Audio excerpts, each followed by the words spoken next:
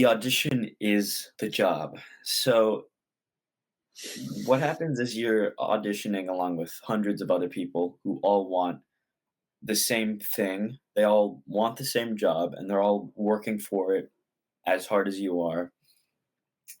And so it's definitely not always up to you. It's not up to you really at all. Definitely do your best, uh, have fun with it, but treat the audition like it's the job. Do your best, pretend like you're on set, pretend like this is what you've been called for. This is what they want. You're on set, the cameras are on you. You do your best. You pretend like this is the job, and once you finish the audition. Hey there, tech enthusiasts. Welcome to Tech Time with Sweet Tea, the podcast where we dive deep into the world of technology and how it can either serve you or, well, not serve you.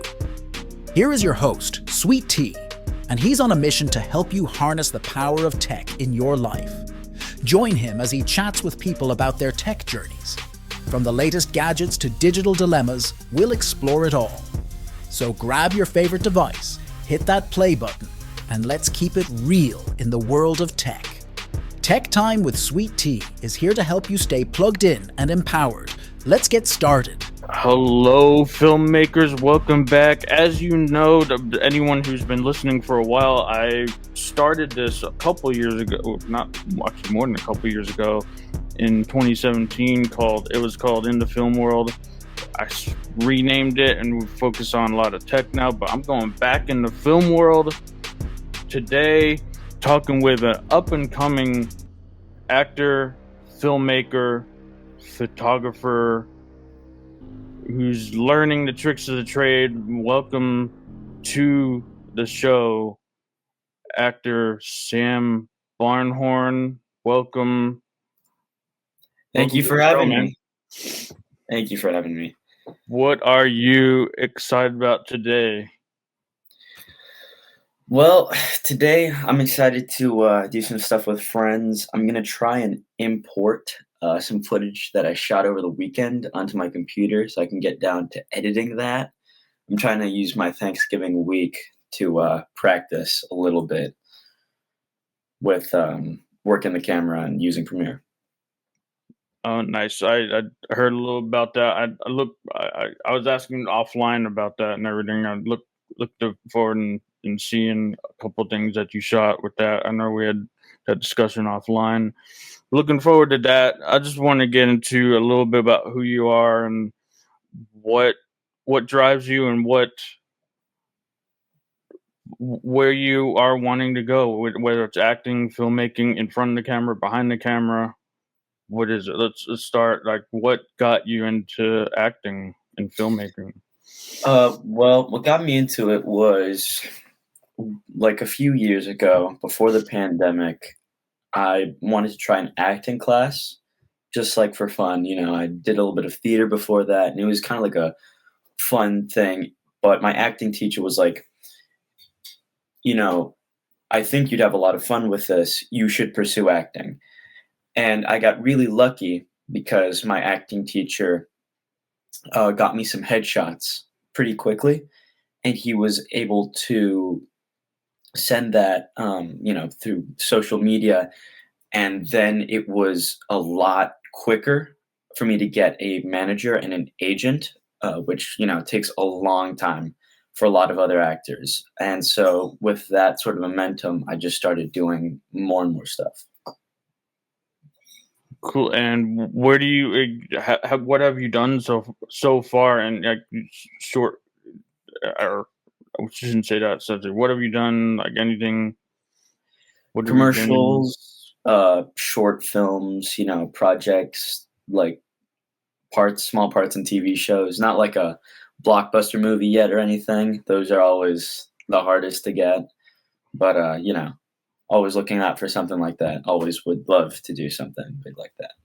Get the reps in first, get the practice in, and then the bigger projects come down the line? Yeah, I think I'd rather wait a little bit and then be fully ready and have, practiced and honed my acting skill instead of like doing something back when I didn't have a lot of experience, back when I didn't know what to do. Now I have a lot of knowledge that I've gained through doing all these projects and all these auditions. Speaking of the reps, the knowledge, the gaining the experiences, are there any memorable experiences you have in the short time going back to a performance, whether it's on stage, class, auditioning? What did you learn from it, and how did it shape your approach? Well, I'd say that being on set is always like a fantastic learning experience. Being on set and learning, seeing how everyone works and all the work that goes into these productions is kind of what's made me want to get more into the industry, not just acting, because I saw how awesome and fun it was. And that's shaped a lot of what I want to do later in life because I got to have those experiences, as well as all the advice that I've gotten from like people, in the acting industry, there's a lot of people that will just give you advice and tell you how to improve. And that's helped me a lot.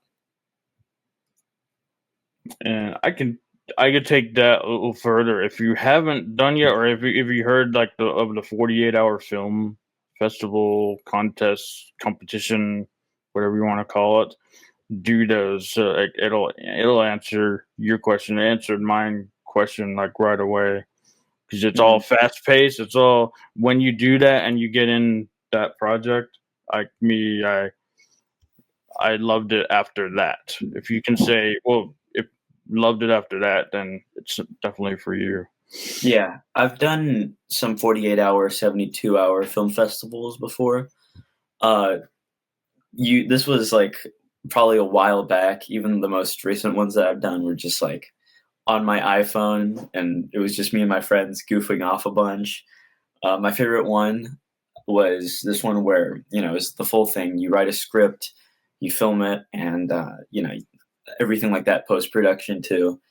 And so I wrote a script that was really just a comedy. It was pretty half baked, and it was almost kind of like a sketch. And my friends committed to it like really hard. Like it was, we goofed off the whole time, and it kind of bled into the film a little bit. Like there's like we left in a lot of stuff that wasn't actually in the script, and that was probably like the most fun I've had filming something.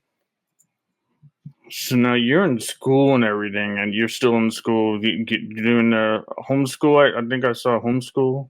Or you I do. used to homeschool. I am in like school now, like brick and mortar. So you're school. How do you balance that with acting? And you're trying. You're getting into acting and everything, and you're still in school. How's that balancing going? What strategies you use to maintain effective time? It hasn't been super challenging, especially because I'm not a full-time actor. I'm just a child actor at this point, and so whenever I get an audition, I'll just do that as well as school. It's usually pretty easy to balance both. Of course, there's plenty of times when you'll have to pick between doing one thing and focusing on acting. And so in those cases, I'll usually pick acting because that's what I want to advance in. That's a long-term goal instead of, whatever I was going to do with like a friend or whatever. And so it's about keeping your priorities and make sure you're always like moving forward. Like when it gets heavy, when it gets busy, what I do is I just, I put my phone away as far away as possible because that's it just captures all your attention, and it just like once you start scrolling you lose like an hour already. Yeah, for sure. Eliminate the distractions when, especially something that you need something to focus on. Eliminate it, and then you come back to that later. Get into the fears, overcoming fears, and often performance anxiety. I get. Was there any of that, like, or was there? Have you have you faced any like performance anxiety like that, managed stage fright, nervousness, and how do you overcome that?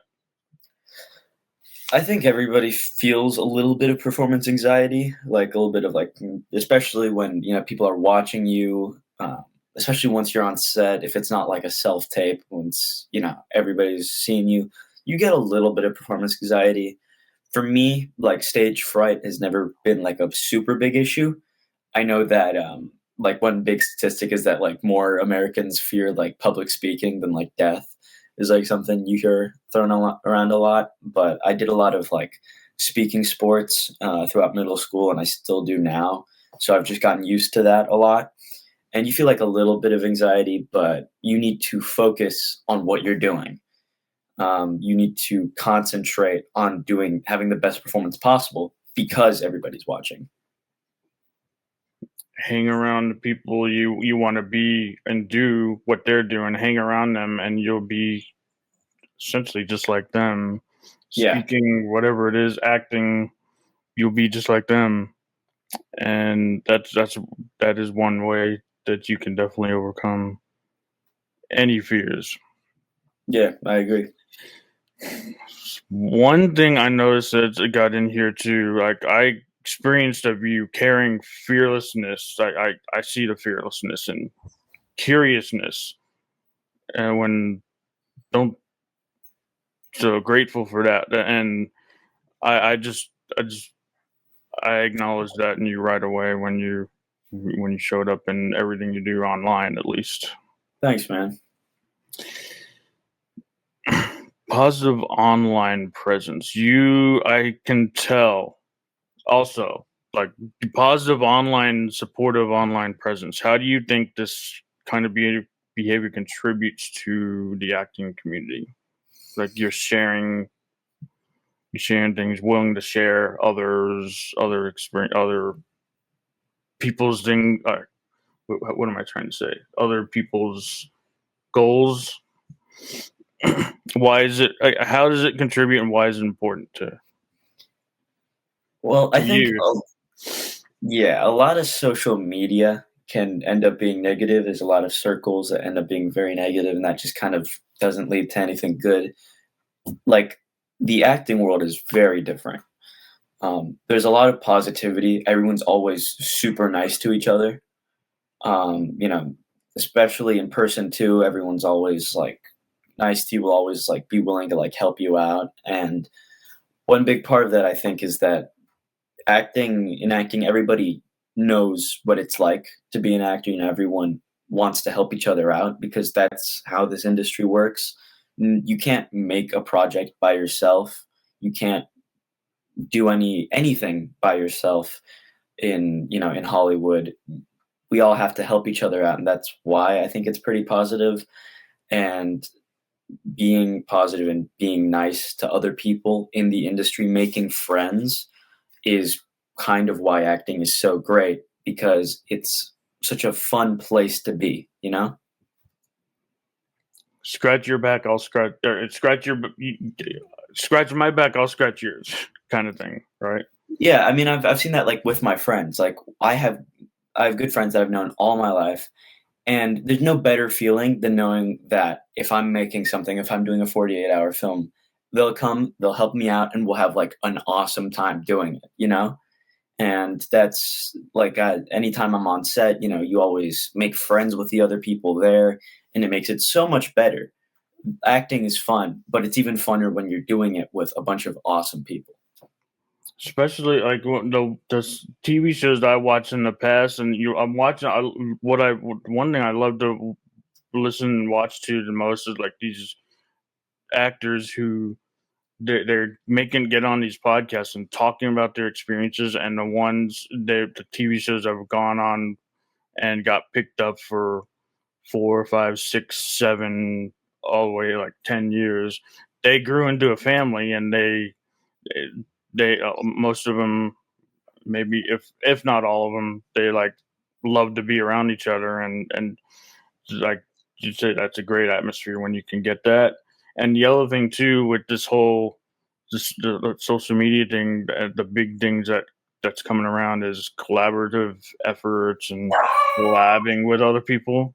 See, we have another friend joining us too. Yeah. That the collaborative effort. Speaking of collaborative, that that's important to, instead of not compete but collaborate Yeah. with people. Yeah, because Hollywood is not better off being competitive at all.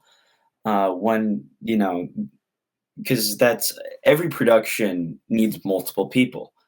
And, you look at the most famous movies, Star Wars, George Lucas wrote the screenplay. It's his directing that made it come through, but it's also this one director of photography that made it look amazing. It's the actors that gave the memorable performances. And so it's filmmaking is an art form that involves multiple artists, and then you can create something really spectacular. Yep. Let's see. Talk about a little positive influence here. Character development. When you're, I don't know if get into a character, and I've seen, and I'll touch on that part here in a second. What is your favorite part of the acting process, character development, script analysis, anything like that? What's your favorite part? It's probably a toss up between the fun of being on set and seeing how everything works and character development. Because character development is a lot of fun, especially when you get like a really interesting character, when you get a really nice, like script that you can really sink your teeth into. That's when it's fun to develop the character and, come up with how they talk, what they think, what when they're saying this, what are they really thinking? And go when you have the time to like really developing the character, that's fun. It doesn't matter if you book the audition or not. You've exercised your acting muscle. You've, you know, fed your creativity a little bit. I think that's probably the best part of acting for me. What is your ideal character? My ideal character, I mean, something like really, really interesting, something multi-layered. Like I watched There Will Be Blood. Daniel Day-Lewis is like one of the best actors of all time. I think he goes like slightly method. He really delves into it. A character where I can be something completely different from myself. Something where I can like embody something totally different, manner of speaking, tone, like mannerisms, where I can completely make a character. And it's not just me kind of being saying something in my own voice, like something where I can totally create something new. I think that would be my ideal character. And ideal, so that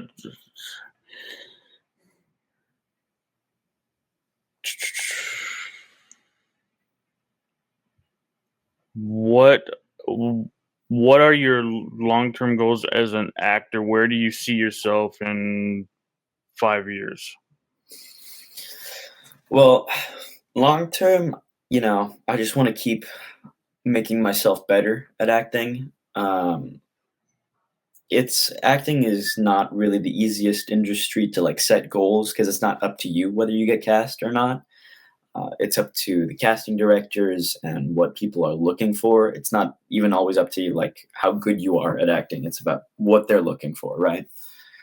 So I'd say just to keep getting better. And then in 5 years, the way that I'm feeling right now, the way that I've been feeling for a while, I want to really get into the industry. And in 5 years, ideally, I'm making projects with my friends and making a name for myself in the industry. Just anything you do, continue to have that fun with it, with your friends, with Yeah, whatever it is you're doing. Keep having fun, just as long as it's fun. Good yeah, thing, you'll do great things when you're having fun. yeah. I know that I remember, like, I think it was Steven Spielberg when he was working on Schindler's List and another movie. I remember that it was, like, apparently, like, super stressful because he had to balance both of those movies. He was directing both, and so it was incredibly stressful and not a lot of fun for him to make those, is what I heard. And I hope that that never really happens to me, that I can still keep, like, loving, everything that I'm making, everything that I'm doing. It might be work, but as long as like because there'll be some hard stuff for sure, but and there'll be some work involved, but it can be fun and hard work at the same time. Yeah. And the last of the things here, advice for other people coming up behind you. What advice would you give to younger actors? Have what you have seen, and what challenges should they be prepared for? Um, well, one piece of advice that's really helped me a lot is the the audition is the job. So what happens is you're auditioning along with hundreds of other people who all want the same thing. They all want the same job and they're all working for it as hard as you are. And so it's definitely not always up to you. It's not up to you really at all. Definitely do your best, have fun with it, but treat the audition like it's the job. Do your best, pretend like you're on set, pretend like this is what you've been called for. This is what they want. You're on set, the cameras are on you. You do your best. You pretend like this is the job, and once you finish the audition, you forget about it. You pretend like you did the job because you get a lot of rejection, a lot of no's, and once if you forget about the audition, it doesn't matter. It doesn't like get to you in any sort of way. Um, the biggest piece of advice is that don't let the rejection get to you, and it's not really rejection. It's more like winning the lottery is what getting a job is. Because as I said, it's not really up to you. So don't take the no's as like a no to you. That's just the way that it is. It's something that every actor experiences. Yeah, it's trying to think of an analogy or the way to put it. Like if like in another job, like you're going to work every day, like you said, that's the audition. What would you equate? I guess a promotion in a job. Like what would you equate to landing a gig after Being going? Probably being a gold miner and mining for ore, and then it's not like your fault if you don't find like gold or whatever. It's just someone got to it before you, or it like you weren't in the right vein in the right area of the mine. This is a weird analogy, but yeah, it's not really up to you. So it's not your fault if you don't get picked. Obviously, do your best because it's not going to hurt your chances if you're a really good actor. And if you're an actor, definitely make sure to like hone your craft and get better. And when you're getting better, you're going to make everyone around you also want to become a better actor.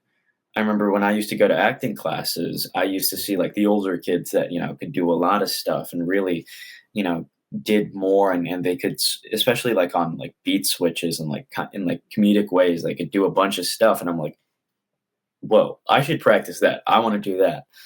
And that's kind of how it works. When you're doing better, other people also want to be like you and they want to get better.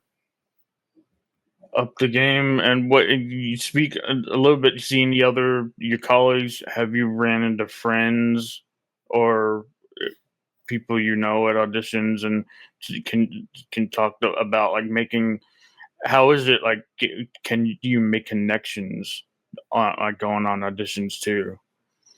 Yeah. Every once in a while I'll run into like somebody that I know.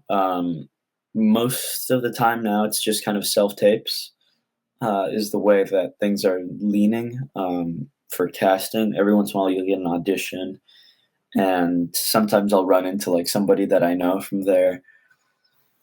Acting is like a really friendly place most of the time, so it's not hard to make friends when you're waiting in waiting for the audition and stuff like that. So that's always fun. There's one kid that I know that we look pretty similar, both like brown hair, blue eyes sort of thing, and so we'll get cast for like the same stuff sometimes, and so that's when we'll like run into each other. So that's always pretty fun. I hear as child actors, I think they do that a lot because I know the time's limited on set, so they'll cast people who look similar.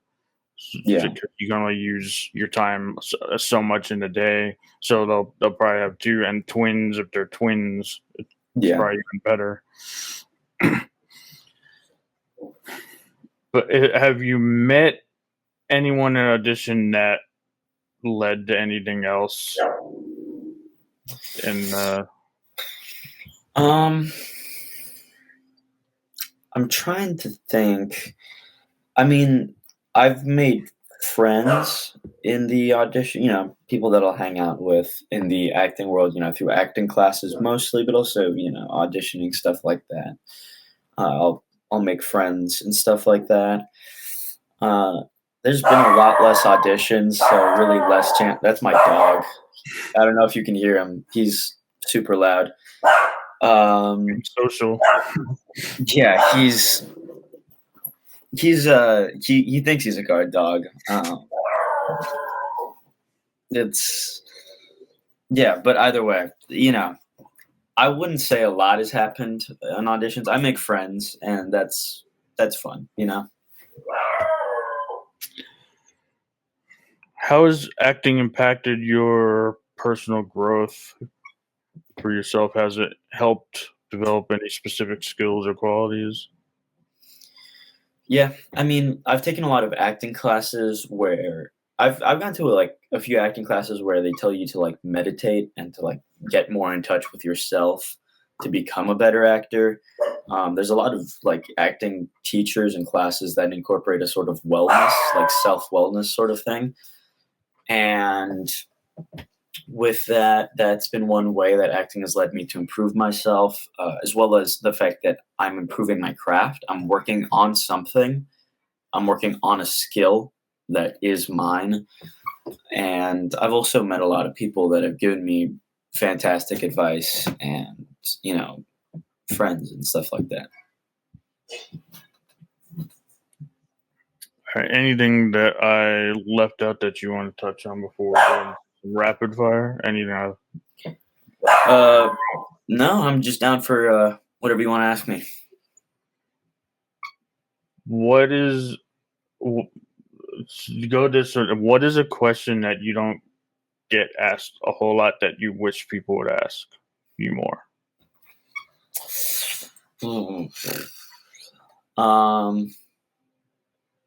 What's your favorite movie? All right, what's your favorite movie? The Terminal with Tom Hanks. Easy. That's always been my favorite movie. All right, so leading to that, transition into fast answer as quick as you can with these.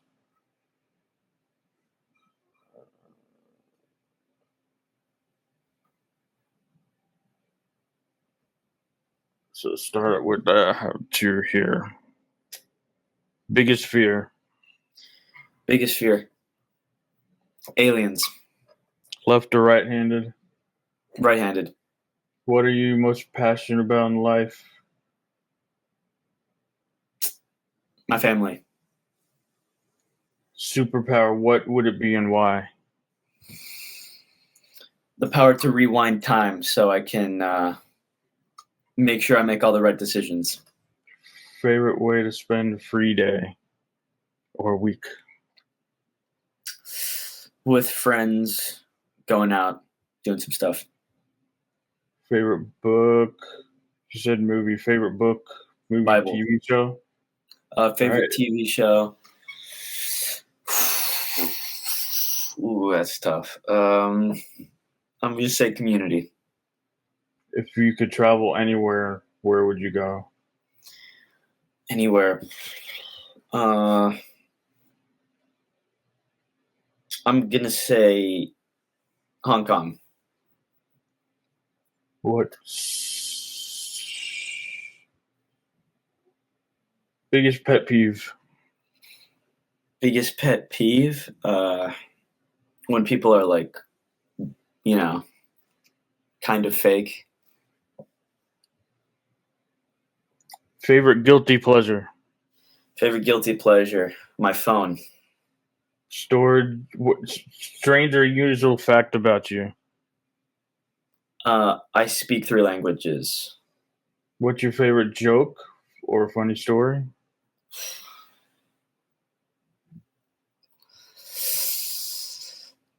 Pass. I cannot think of like a really good What, joke right now. what's your favorite way to relax and unwind? A really good movie. Saying this from an actor, a really good movie. Yeah. And we get just about a plan to go about 30 minutes, maybe a little longer than 30 minutes. So we're right on track there. If we had more, like, one go an hour if we could, but some bonus questions here. Do I have anything else? Favorite pet? A couple more things. My favorite pet? My big scary guard dog over there.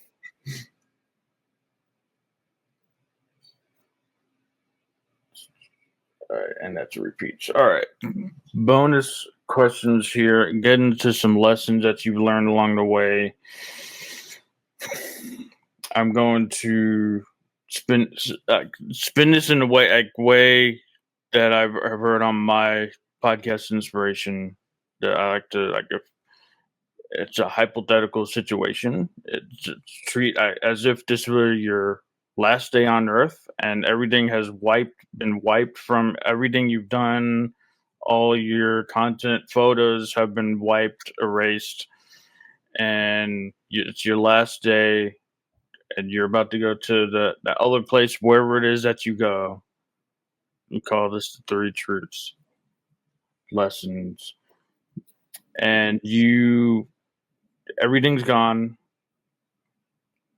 and you are on bed telling with your family, your loved ones, and in order for you to leave behind some 3 things, you have a pen or a pencil and a piece of paper. You write down, what would 3 truths be that you'd write down on that piece of paper about what you've learned as an actor, or what you do? Well, okay, this is a really good question, by the way. It's not Um, mine. I can't take credit for it, but it is. Yeah, that's why I like to do this. okay, one would probably be something like follow God or something like that. You know, that's always been like a good North Star to follow. All those sort of principles that you'll find in the Bible. That's a good piece of advice. Number two would be um, number two would be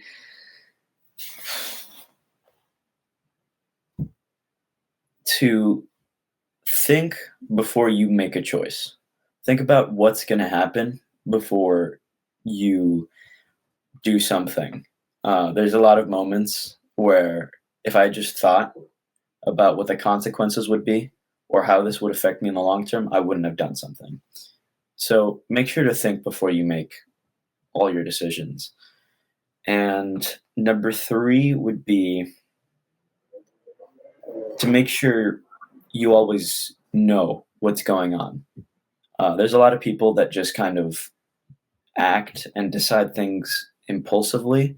I do that all the time, but I think we would all be better if we all made sure to learn about what we're talking about, what we're thinking about, what we care about, if we really took the time to learn more.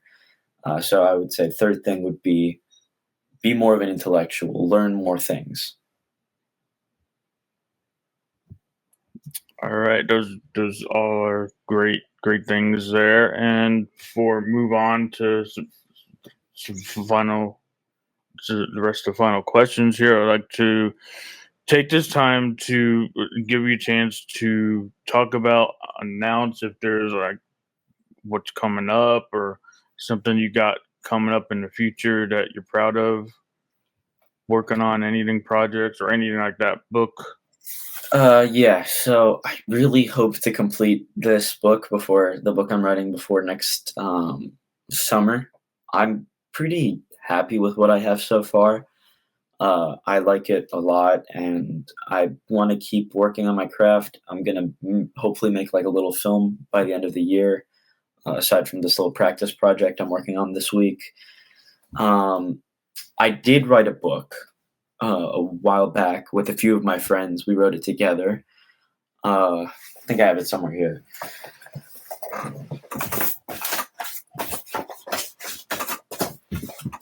Yeah, here it is. So I wrote this. We wrote this when we were like 11, 12. And so I'd like to think that, my next book will be better since I've grown as a writer. But yeah, I wrote this with my friends, and it's just like a fun thing that we made together. And it's, it was fun writing it for sure. Yeah. This is the book. It's called Champions: The Terror of Nightbringer. It's this like fantasy novel, and so we each wrote our own character, and we worked into the story.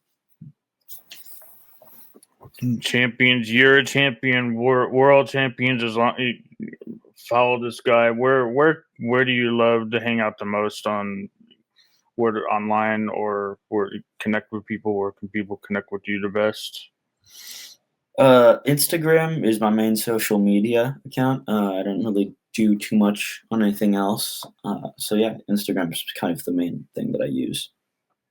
Yeah, hang out, find this guy, champion. I acknowledge you for showing up. You showed up for me, especially, and had no expectation of that. Showed up for me, showing you. I see you showing up for a bunch of other people. Acknowledge you just for that. Positive. You're pushing other people out there as well, and I just acknowledge you for that. Well, thanks. I mean, I acknowledge you for helping me out. I mean, you invited me to this podcast. This is, oh my gosh, you're my dog, right? I acknowledge you for like He's happy helping me too. out with this. Yeah, like thanks for inviting me to the podcast. This was awesome. This is like a super cool way to start the day too. And you've been helping me out a lot on Instagram. So you too, right? Yeah, it's mutual outs. So mention this in the discussion when it comes to those companions, those phones, those sometimes can be very addicting distractions. Yeah, as you mentioned, our smartphones, smart devices, computers. What are 3 undeniable truths you've observed about their impact on our lives? well, number one, what you just said, they're super addictive. You just I'll get lost. Like if I pull out my phone, like before, like I'll get home and I'm like, okay, I'm gonna do my homework, right? I'm gonna get this done so that I have the rest of the time free to just work on whatever I want to work on. But then I'm like, oh, I'm gonna check my phone. Then I open up YouTube and then I start looking at a bunch of stuff. Start looking at my messages, and before I know it, I've lost an hour. That's definitely the main one. Number two relates to that. They can be both really productive and unproductive. You can use your phone for a lot of good stuff. I mean, like the interface on your phone is like you can do a lot of stuff really quickly. I can read a book and then quickly like watch a video for like school, and then I can respond to a bunch of people. I can open up a LinkedIn. I can get a job through my phone. I can talk to people who live in another country through my phone. It's a great tool. It's an awesome tool. But also, if you don't manage it right, it can suck up a lot of your time. And instead of using it to be productive, you're going to end up being really unproductive. 3,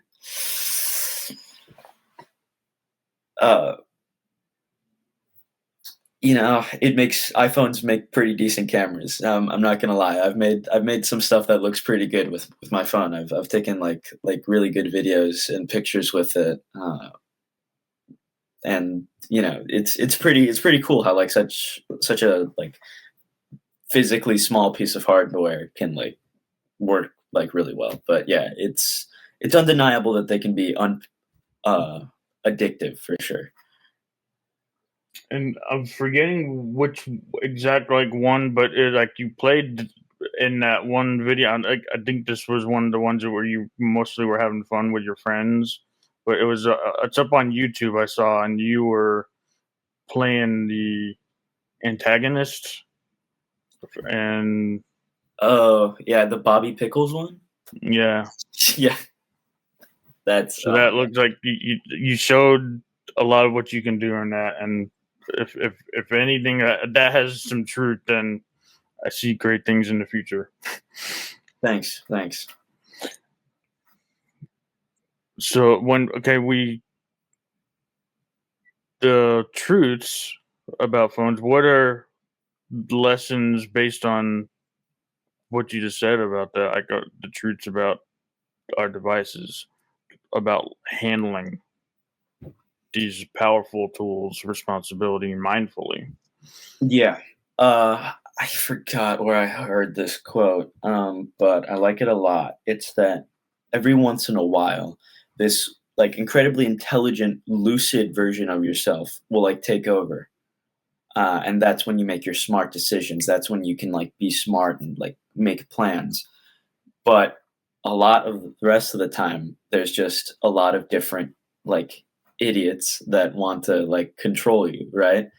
And if you want to keep those like idiots in control, you make a plan. You make a you make a structured plan. That's how you control them. That's how you make sure that you stay intelligent and that you can like keep doing everything productively is by having a plan and following that like schedule, whatever it is.